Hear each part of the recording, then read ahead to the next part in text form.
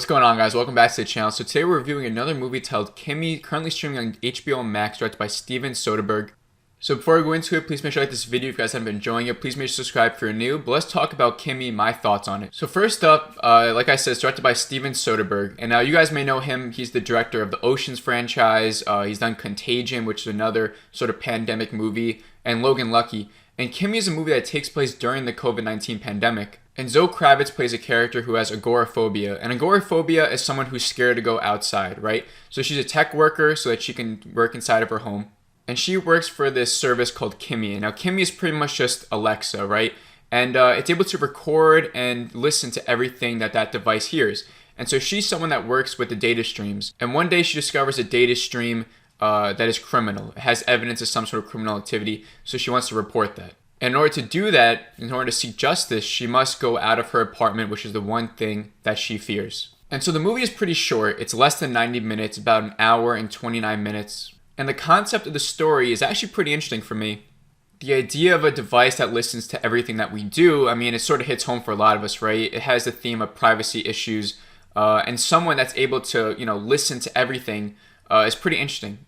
And right away, you'll get a lot of Rear Window vibes. Have you guys ever seen Rear Window, directed by Alfred Hitchcock? It has those same sort of vibes because she can't leave her house, so she's looking out the window a lot. And so my main problems with this movie is that it's sort of drawn out, a lot of the things. The story doesn't progress as much as I want for a 90-minute movie. When you go into a short movie like this, you sort of think that the story's going to go pretty fast. It's such a short runtime. You're trying to tell a complete story.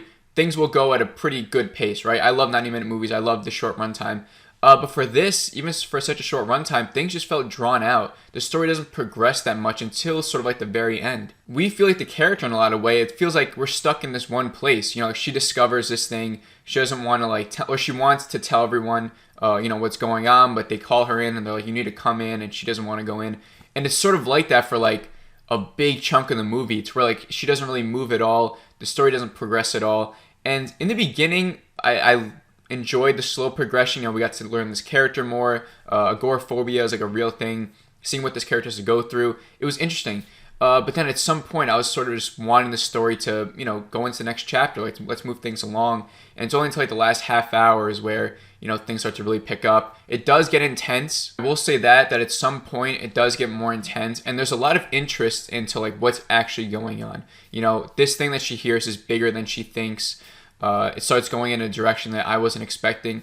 And so that's where the main interest of the film is, this data stream that she listens to, where does that lead to, and who's really involved in that, and seeing if she'll actually go outside and if she can seek justice for what she heard. That's where the interest is. And on a technical level, it doesn't feel like anything too special. Zoe Kravitz does a great job playing this character. She was actually surprised me a little bit, and I like her a lot and think she's growing on me a lot more. And now that she's casted as Catwoman in the next Batman movie, I'm sure she'll become a fan favorite soon.